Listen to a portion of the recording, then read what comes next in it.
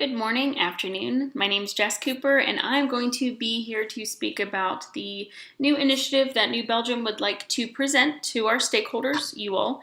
It's called Let's Drink Eco-Friendly. So to begin, our overview is going to be the following. So we're going to discuss the problem, which is essentially the longevity of the market domain, which is our beloved brewing and our craft beers. The need for change, which is, again, what's going on in the culture as to why suddenly, when there wasn't an issue a few years back, is there an issue now? The proposed solution or fix, why New Belgium, our company, should really be the lead of the pack here and kind of focus on how are we going to change it and how are we going to influence our younger and less well-renowned brewers to be involved as well. Your all involvement, the stakeholders' involvement, what we need from you all. And then also we're going to discuss the future, which we consider brewing. So to begin, we're going to look at the problem and the need for change. In the past 5 years, there's been a huge craft beer market boom. So we look back 5 years ago and it looks like there were a little under 2,000 breweries. However, now we're looking at 4,000 and counting. So you consider the calculations for how much beer is consumed and how much revenue it pushes into our economy. We're looking at $196 billion a year. So that's extensive considering what our economy is in general, and this is something that used to be kind of frowned upon, this consumption of alcohol. So it's a huge cultural change, which we'll discuss in a little bit. But with what comes with an influx of consumption is an influx of production, right? Logically, supply and demand. So you're looking at a 6-pack of beer. The energy consumption to create a 6-pack of beer is the same amount that it would be to run a 42-inch TV for 3 hours and 20 minutes. That's almost 15 billion days of energy used in a year. When we look at the fact that there are 11.2 billion 6-packs consumed a year, 15 billion days of energy, there's no way that that's sustainable for our environment. There's no way that's sustainable for the market. We're going to cause so many issues with wastewater and energy consumption that we aren't going to be able to produce the amounts to maintain what is necessary for what the people want. So we really need to look into how are we going to stop wasting and using so much energy, and how are we going to divert that wastewater, which the wastewater portion isn't really a part of this here proposal, but it's going to be something that we're going to consider eventually, to hopefully try to get some of those smaller brewers to make their own systems that will recycle that water so they can be reused. So what's our big fix, right? So we've been looking at something similar to an eco-friendly mode on your vehicle and putting it on our machines. So consider how an eco-friendly button works on a vehicle. It slows the amount of gas given to your engine, and it also regulates your air conditioner, so there's a more reasonable amount of energy used, so you're getting a more efficient vehicle at that time. We want to do something like that, sort of like a stop block. It's more efficient, like I said, because your car throttles slower. So we want something like that for our breweries, and what we're looking at is a process that's going to take about 22 months, but there's 2 projects involved there. So that isn't going to be just the development of the system and the implementation. It's going to be 2 different projects, and we'll get into that as well. And we're looking at worst case, which this includes our contingency budget at about $495,000 over a 2-year period, which you consider our extensive revenues of $275 million in a year. That should be something that we were able to maintain, and it's something we should be able to finance on our own. But again, we'll get to that in a little bit here. We're going to be looking at internal hiring mostly. We're going to be looking at internal hiring mostly for our engineers and for the beer byproduct. And then external where required. For example, if there's any construction required, we're going to have to contract that out. And as I said, internal financing with the exception of smaller breweries buying in, which should work because of the fact that, like I said, the market domain is not something that's maintainable at this moment. So you're probably sitting there thinking, okay, this is great, but why is New Belgium going to be the one that's fronting almost $500,000 to research and develop this cool new system when really we're going to be giving it to the smaller breweries anyway? And when I say giving, I mean releasing our technology secrets versus not necessarily at a no cost giving. So read our mission statement. To manifest our love and talent by crafting our customers' favorite brands and proving business can be a force of good. So in 2015, which we all sat around this table, and we looked at wind power. And we looked at the potential of implementing wind power into our various facilities. And we decided to say, we're going to give up our bonuses this year. And we're going to put that money, instead of taking it home to our families or using it for whatever, a pool, like National Lampoon's Christmas Vacation, we are going to better our environment. And that's what we did. And we have gotten a lot of kudos for that. And I would say that we've gotten a lot of recognition for that initiative. So we've already been there. We've already, sacrificed our own in order to provide better for the community and for our customers and for the environment as a whole. So we really are that leading sustainability brewer in the game, which I said prior, we lead the pack. We are a micro brew with a macro brew income. So, we're making beers like these smaller companies, these cool crafty beers that people love, like for example, our Fat Tire, like people love that. But we also make a lot of money. We're the 4th largest brewery in the United States. We rival Anheuser-Busch, we rival Miller Coors. So we're a force to be reckoned with, but our whole purpose is to make something that the customers love, and proving business can be a force of good. So using our brand name recognition and our credibility that we've already built in the sustainment world through our wind power initiative and through our just overall what we've been doing for the environment, we can really change our carbon footprint on the world, I would say, especially if we go global. We also have to consider the fact that we're 100% employee owned, so we have no public stock that Joe Schmo can buy. Everybody who owns stock in our company is an employee. So we are our biggest motivators. We're innovative because of that. We have immediate buy-in, right? We have immediate buy-in into seeing our company succeed. And so we can't succeed if there's no domain. We can't succeed if there's no market. So we have to consider that, and we have to really show these smaller breweries how it's done. And I think because we are, again, that micro brew mentality with a macro brew income, that we could really forego some things and get this energy efficient system on the market. Which, speaking of, we're looking at the market now. If you take a second, you can look. The demographic has changed. So think about back in the day when, there was somebody who drank a beer every day. We considered them, alcoholics, or there was something frowned upon with that. And now we look at it, alcohol is an art. You can compare it to a lot of, other social norms. We go to the gym together. It's probably not as healthy to drink beer, but alas, that's not the point. The point is that people bond over this beer now, and so you go out with your company or what have you. It's social. It's an art, as it says there, pairing alcohol with foods, and you build camaraderie. It's not necessarily, like I said, that Uncle so and so is drinking a beer again.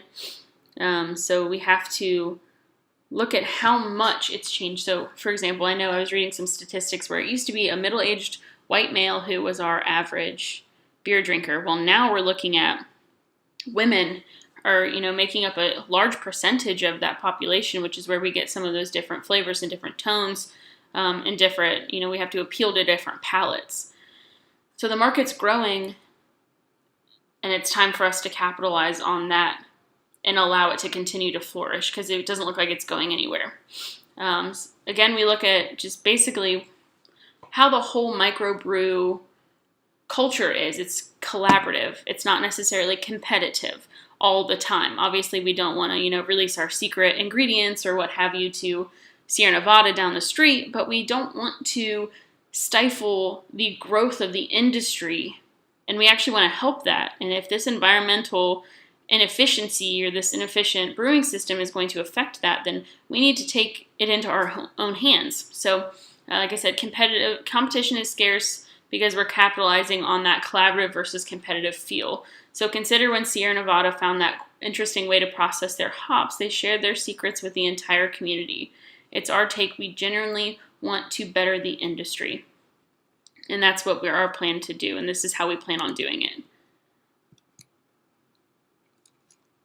So the implementation, this here is a diagram that kind of explains what we're planning on doing. So project 1, which if I haven't stated yet, there's 2 projects here. So project 1 is the actual new system, and project 2 is the beer byproduct, which will be the New Belgium takeaway for this. So we're going to share the system, but we're going to capitalize on the fact that, hey, we did research and developed this, and we're the ones that brought it to the market, and we're the ones that are changing the environment. So buy this really cool beer, which we'll get to that next. So the project number 1 system, you'll look at the far left, it's tasked Alpha through Foxtrot, and then you go to the activity order and then how long we think it'll take. So task A is the stakeholder buy-in, which is the section we're in now, and this is our starting activity, and we kind of, plan on, it took us about 3 or 4 weeks to get all the information together, and now we're presenting it to you, and we want you to take your time and really think about it, and tell us what you think and your concerns, so that way we can better this, and when we decide, or if we decide to push forward, which I'm hoping we do, we're able to avoid and really mitigate a lot of those risks that we had, or that we could have encountered. So assuming this goes well and it completes, we'll move to task B, which is industry involvement interest, which is where we get into that, having those smaller communities buy in. So what we anticipate is there's going to be some that are going to want to upfront, put money down, and they're going to say, hey, we want to help now, here's our money, show us we're going to be a part of this. We'll be like, cool, we'll take that. That 10% external financing is what we'll talk about. But then there's also going to be those folks that say, I want to see it happen first. And we understand that. So what we'll do is when the time comes and everything's developed and tested and foolproof, we'll give them the opportunity, and whether that means they need to finance it and pay us, or whether that means that they want to just put their money forward and say, yep, here's everything, we'll take it now, appreciate you, bye. So something we'll look at. So once we get a survey for the industry involvement, that'll allow us to really solidify our budget, which, like I said, we've got a pretty good budget, $500K approximately, which, side note, you'll see in a second, that could go down around $200K if we hire an internal engineer and not an external. That would be if I had to add an engineer for 2 years on a salary. So, but if we hire one that's already here, we'll just move them over, and then, we'll go from there. So budget development hiring, which is where we'll really get that solid number, and it'll either go down from the $494K or go just about there. Once that's complete, we'll move down to D, which is the design, which is where we'll have those engineers and brewmasters look at the process and make sure that we're not compromising the quality of our project or of our product to create this energy efficient beer. So we need to make sure that there's obviously the same ingredients are going in, but we need to make sure that there's no change in how it's coming out and tasting. So between task D, which is the design, and task E, that's where that'll really happen. But task D, remember that design period, because that's where we're getting into the review process, which we'll hit on that in a little bit. But designing is where we'll really have your full involvement, which obviously you'll be involved throughout the whole process, but they'll be pretty extensively involved in that task D. Task E is testing. It's pretty self-explanatory. We'll make sure everything works. And then task F is the implementation and the installment, which is where we'll switch out and put this software on our brewer machines in both Asheville and Fort Collins. So we'll look at this quick. The design, the implementation, which is what I was talking about, is those design reviews. So what we're looking at for the design is the design, we'll be looking at them at 35%, 65%, 95%, and then we'll do kind of a bag check. So that 35%, it'll come in, the design will be submitted by the engineer to the technical expert, which will kind of be a collaboration between a brewmaster and the engineer. The expert will make comments, they'll bring it to me, I'll bring it to you all, present it, I'll have the tech expert and the engineer here to answer any questions, because obviously there's going to be some things we're kind of going to be like, wait, what is this? So it's something that they will look at, and they'll answer any of our questions. And once he being the engineer and the technical expert, they take our comments and all the comments and they implement them, they'll continue to the next percent. So 35%, there's 10 comments. He'll incorporate those 10 comments, and then we'll see it again at 65%. 65%, he'll make our comments, and then we'll see it again at 95, etc. However, if there is a significant amount of time between, so if it's not bi-weekly, we'll have our program manager submit financial data at the reviews or bi-weekly, whichever is first. So if 35% is week 1 and 65% isn't until week 5, the PM will submit 2 packages of financial data, which will include scheduled progress, where they're at, the money spent, the projection, and any issues.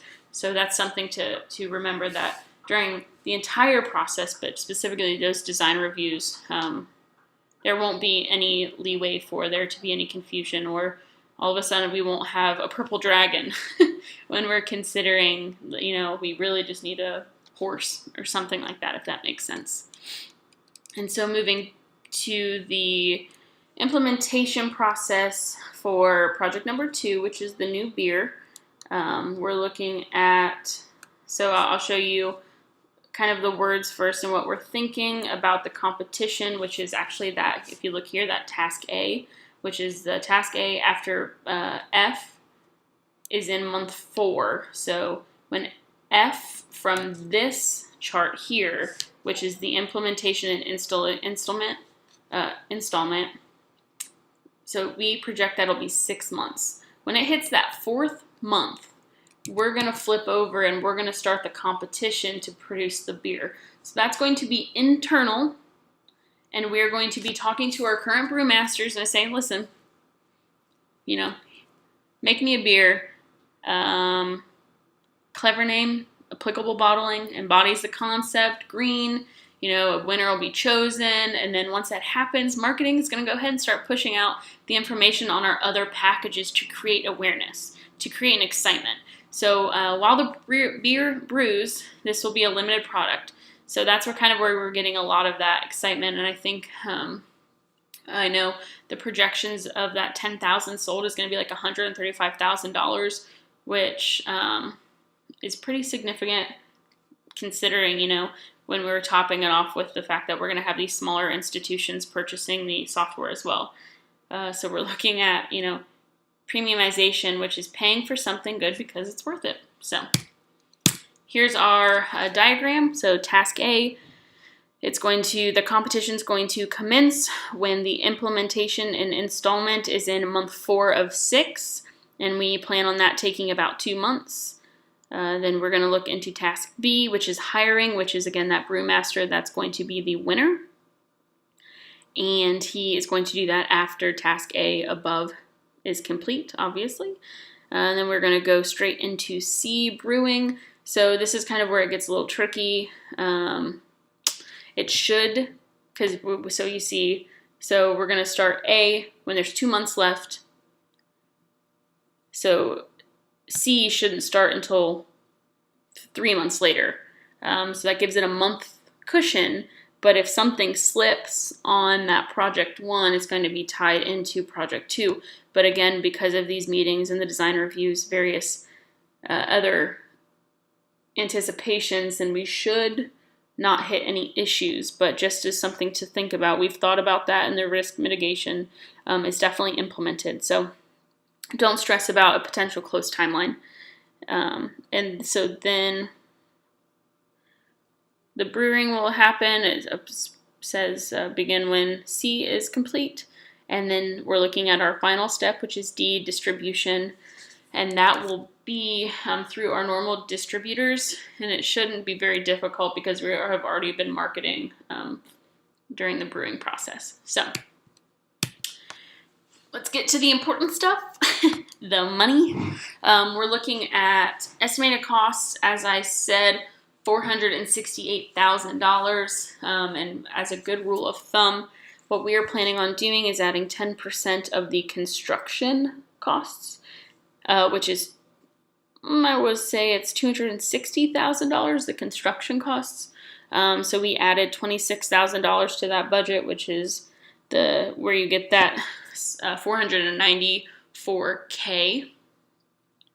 And the reason that we only based off the construction is because, as I said, hopefully we'll be able to find an engineer internally that we can hire for this endeavor. And so that big $460K will drop $208,000, which is where it says right there, no, this could go down $208K if we internally hire an engineer. So kind of just a little bit of a breakdown for all of that. So $208K comes from the $208K comes from that engineer, which I broke down on a kind of like an income statement. So I'll show you that on the next slide. But the $208K, we do packaging, ingredients, $100,000 for the installation, which is based off the RS Means book, which the RS Means book is really cool. What it does is there is basically, the Department of Defense uses it, and it's what they consider reasonable for the external or the commercial world to use for construction. And so it'll have an average, and then at the back of the book it'll do a coefficient, and you'll apply that coefficient to the average, and you'll be able to get, so for our Fort Collins location, we'll be able to get what would be reasonable to pay for, lumber or what have you. And then we'll also be able to go to our Asheville location and use that RS Means, but to use the Asheville, North Carolina coefficient, and then we'll be able to apply that coefficient to that location. So whenever we are analyzing our quotes, or whenever we're looking at our contractors for installment, we're going to use that RS Means to help us understand, and that's where we got our $100,000 for installation based on disciplines. So it'll tell you what kind of personnel they should be using, etc. And then $150,000 for the development, which is, again, those are pretty much broken out over the 2 years. But looking at the big picture, right, and our little income statement next will not account for the $245 million of revenue we have a year. It's simply just those numbers for almost as if we were starting off with no money.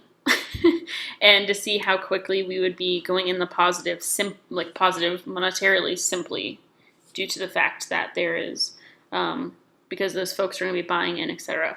So 90% can be internally financed. However, the smaller portion, the other 10% will be from smaller brews investing, and then costs to manage those that need to finance, which will be pretty slim. So looking at the top, the light green year is 2017 now, which is year one. Our expenses, we're looking at that labor, which that $104K, again, is if we have to externally hire that engineer. He's $104,000 a year. That's what we pay. That's what we agreed on.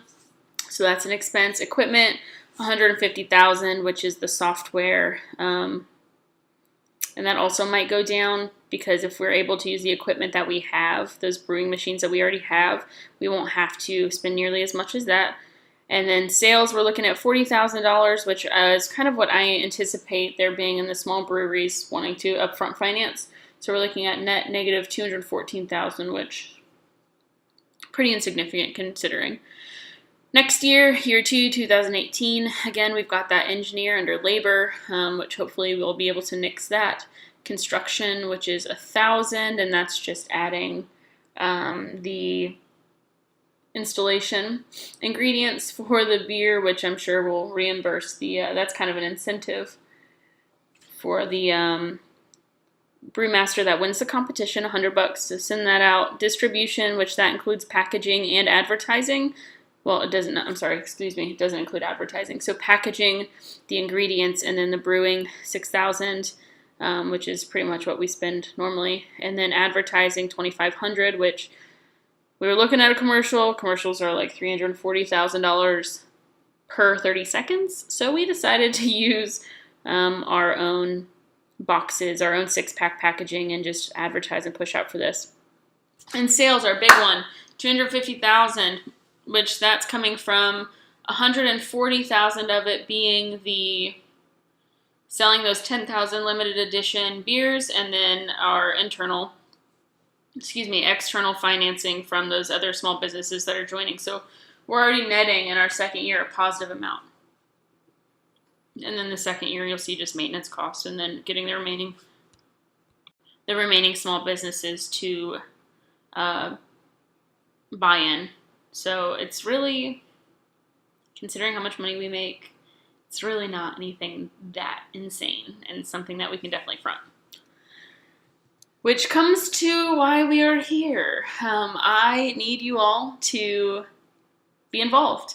I need your approval, I need your input, I need your brains, because 1, this will be impacting our budget. 2, in order to mitigate those risks, I really need you to call out the flaws, because obviously if I'm looking at it and I love this idea, I'm going to think, there's no clouds in the sky, but I need those extra eyes and the extra brain power just to tell me, hey, that's going to be insane, that's not going to work, or just give me your expertise, because I really need you all, because you are, as I said, our number one. You're the stakeholders, you own the company, you work for the company, you are the company, so without you all, we're nothing.